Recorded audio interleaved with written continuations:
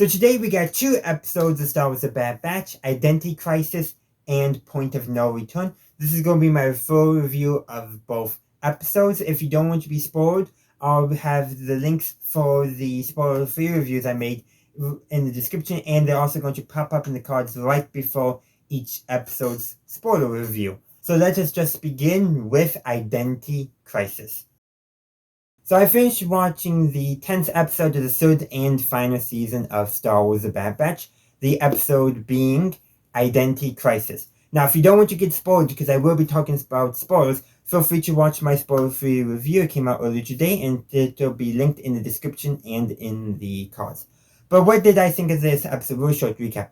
It was a phenomenal episode. Yes, it was slow at times, but it was a good slow. It was a slow burn, really character study, and that character, spoilers, was Emery Carr. I predicted that this was either going to be an Omega episode or a CX2 episode. No, it was an Emery Carr episode, and I'm glad for it.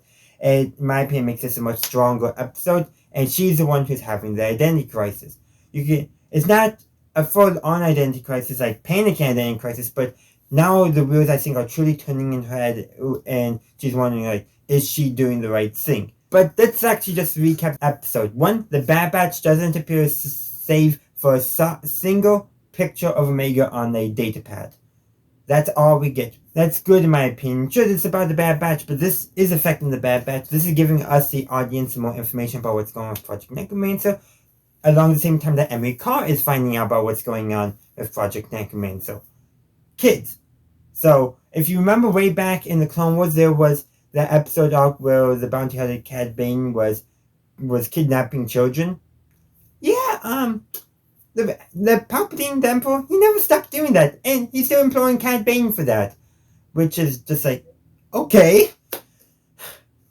Boba did a good service when he shot with Cad Bane way in the Book of Boba Fett. I just gotta say, that guy. But anyhow, let's not complain about Cad Bane too much, but I did like that little callback to the Clone Wars, how Cad Bane was the one doing it back then. Going back to what the story is actually about, Emery Carr is now basically in charge of Project Necromancer and maintaining the specimens as Dr. Hemlock calls them, the kids. And you can tell Emery Carr is disturbed, unsettled by the fact that the specimens are kids. She's like, why aren't they adults? And it has to do with M counts. They have high M counts. Going back to the episode of the Clone Wars where Cad Bane was kidnapping Force-sensitive children, which he's still doing for the Empire. But you can tell, like I said, is unsettled by this. She even goes to Narset to ask her some questions about Project Necromancer.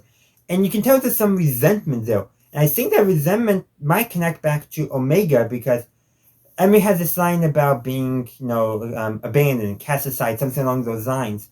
And that almost makes me think, could Emery have been Narset's original lab assistant before Omega came along? And while it seems like Emery's not holding any resentment towards Omega, she is holding resentment towards Narset about all that.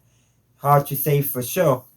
But Emery does get to know one of the kids a little more than the other. The one who's most social. There's one who tries to escape, one who's not as social. The one who tries to escape is put in solitary confinement for 2 days. Just totally reasonable punishment. By the way, solitary confinement is terrible even for adults beyond 24 hours. 48 is pushing it for adults. So yeah. Definitely very bad that you're putting a kid in solitary confinement, Empire. But you can tell, Emery has some care for these kids, because, well, she's still figuring this all out on herself, but she does have some care. Like, she thinks that Scout used too much force when the one kid tried to escape.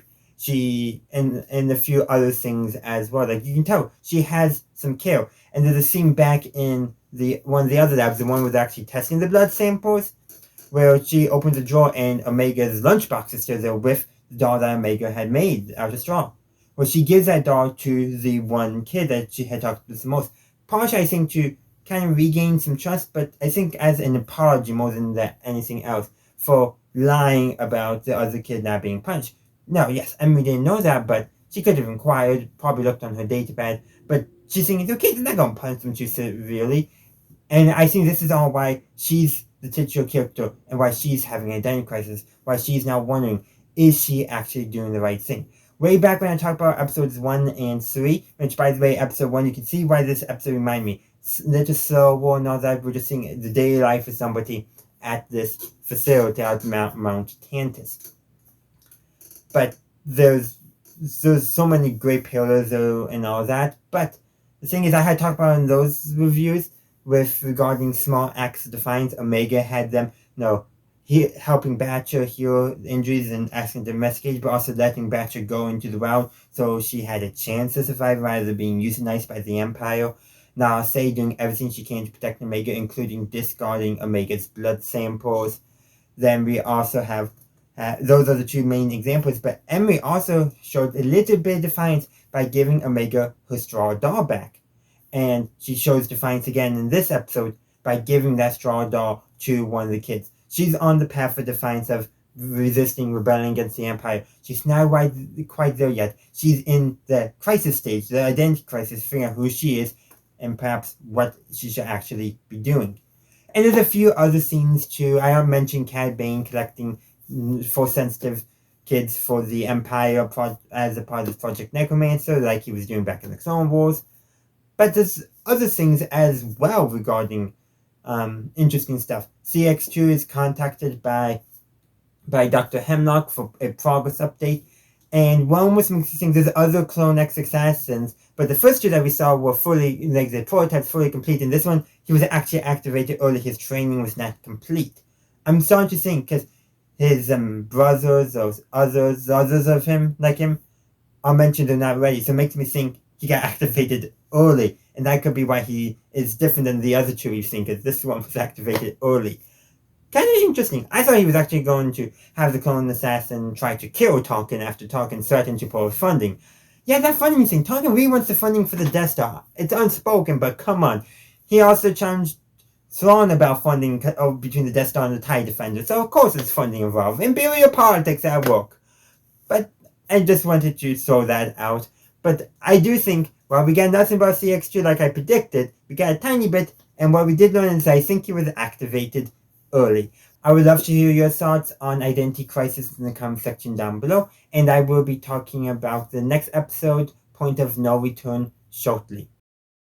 So I recently finished watching the 11th episode of the third and final season of Star Wars: The Bad Batch. This is my review of Point of No Return.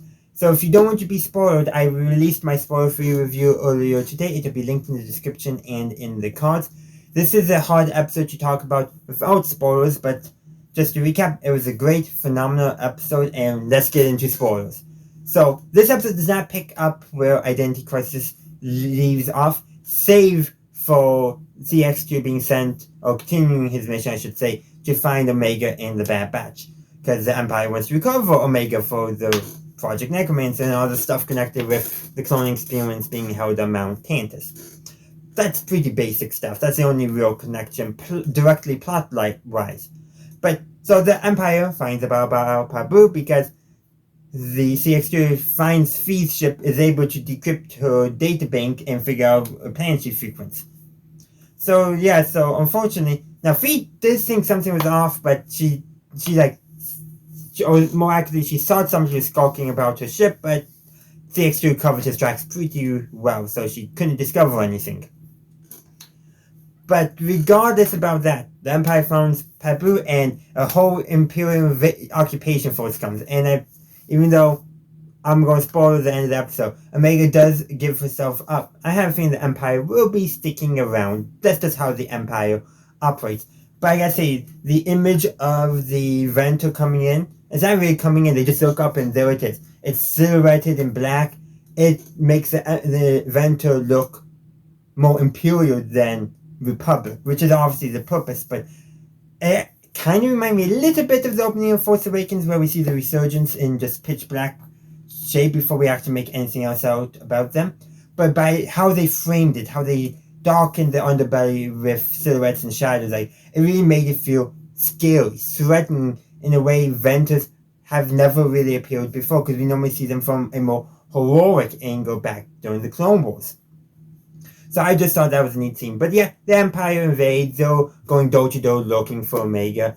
Hunter's going to try to steal a gunship so he can get out of range, so they can contact Echo and obviously Rex for help. That doesn't work because guess what the CX clone does? He shoots the pilot of the gunship that Hunter was able to get on board. Or should I mention he also destroys their ship, the Marauder? Okay, Okay, so talk about tragedy. And that injures Rekko, but Rekko does survive. Barely. His signs are stable, but hey, at least they had AZ to help him recover. But yeah.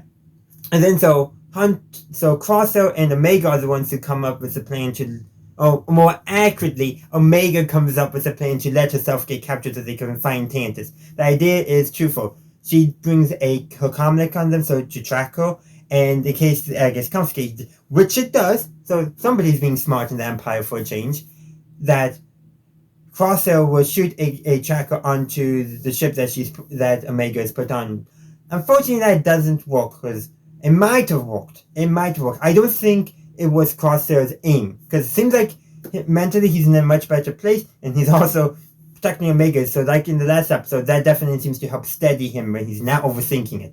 But the thing is, like, he takes aim, and I think if he was 1, maybe 2 seconds quicker, it would have landed. Because a couple things. He was caught by a couple of TK troops, so he had to dispatch them before he shot, and that time that he took to dispatch them gave enough time where by the time he was pulling the trigger, the ship was pulling away, so he had it lined up. The ship moved out of his way, and that's hard to account for, so if he wasn't intercepted. But you know what? Given the fact of stuff we learned in Identity Crisis, where how Emery may no longer be fully on board, Omega coming back might be what it takes to her to realize, yeah, we can't do this anymore. There could be other things going on, but because of that, they might be able to figure something out. So, of course, now they're still confined, but it's hard to figure out everything that's going to go along there. But again, 3 people now probably on the base is going to be questioning, and I guarantee you those kids are going to be willing to help them escape and probably rescue the clones as well. But they're going to figure something out. Their plan failed, but Omega's pretty good at improvising. They'll come up with something. They're smart. And may I also mention that the clone cadets they turned up again, so that's good. They'll probably volunteer to help rescue Omega. Probably anybody else on Pabu. There's probably a few other people who will volunteer to help rescue Omega. May not turn out well for them, but it's all come to a head. We're at the point of no return in the story. Wherever the story is going to be going from here, it is going to be going, and there's no changing it now. And if you watch my spoiler review, you know I mentioned how this episode slightly parallels the ending of Season 2. Omega gives herself up to save other people. That is so within Omega's character. But this time they have a slightly better plan. Too bad circumstances didn't quite work out to their favor. And I just want to mention one other scene at the beginning of the episode where the Bad Batch is going to be leaving Pabu, saying it's going to be safer for them. And yeah, probably so. It would have been safer. But so Omega decides they're going to leave a few things in basically Pabu's museum. So the Lucador and Tech's glasses. So that one's made me concerned. Great, are we going to have a confrontation with the CX2 that's going to reveal his identity, and now it's going to be Tech because of those things, even though I don't want it to be that? Thankfully they didn't do that, but it just does make me wonder because of how that was framed in relation to the episode and all that. Thankfully I was wrong. But yeah, so there's a lot of stuff. We're at the point of no return, and who knows where the episode is going to go next, but it's all going to be either uphill or downhill from here. It could go either way, but given the fact that it takes till, well, actually given the fact that Papa never quite makes Project Necromancer work the way he wants, I think there's a good chance that no matter what, they're going to cause chaos on Mount Tantis. That's the only thing I can say for sure, but we'll talk about that probably in a predictions video coming up shortly. But in the meantime, I would love to hear your thoughts on Point of No Return in the comment section down below. So now that I've talked about both Identity Crisis and Point of No Return, let's talk about them as a pair. They're not a pair. That's actually probably the biggest downtrack of these 2 episodes being aired at the same week.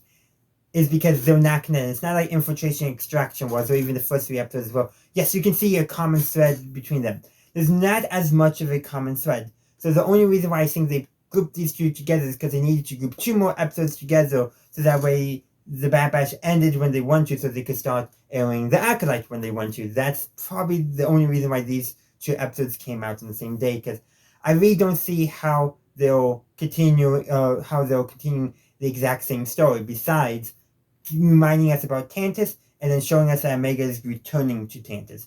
Now, she's better prepared for going to Tantis this time, but like I said when I was talking about Point of No Return, Their plans didn't quite go out to fruition, but given that I have a feeling a lot of people on Piper will be willing to help Omega, including the Clone Cadets and a bunch of others, and also the Mayor's daughter, and I'm pretty sure Echo and Rex will want to. They may Mickey Ventures back in. There's a bunch of people who probably will be willing to help, and now that on Tantis that Emery's questioning the Empire, Omega's return might be all that it takes for her to realize maybe I'm on the wrong side. Or maybe Omega gives an appeal and that helps too. There's so many questions. And actually this is one question. Would Omega question about the doll she made? And that could lead her to finding about Project Neckman. So there's so many possibilities that we don't know. But we'll save that for when I speculate about upcoming episodes. But like I said, these 2 episodes were great individually. I just don't know how well they fit together as a pair. Thank you for watching my video. I do hope you enjoyed it. If you did, please be sure to give this video a like and share. Also, consider subscribing to my channel to stay up to date on all my latest content. You can also stay up to date on my content by following me on social media. I have a link tree down in the description which has all my social media links on it. Additionally, if you would like to support the channel, you can become a channel member and get early access to all my videos. In the meantime, thank you for watching, and as always, have a good day, a good night, wherever you are. May the Force be with you always.